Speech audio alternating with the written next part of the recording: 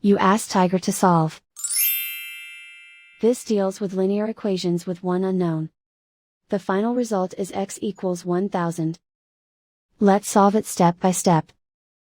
Simplify the expression. Find the greatest common factor of the numerator and denominator.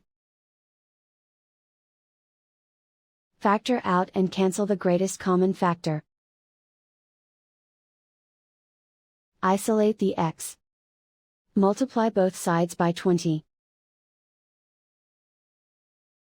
Group like terms. Multiply the coefficients. Simplify the fraction. Simplify the arithmetic. And so the final result is x equals 1000.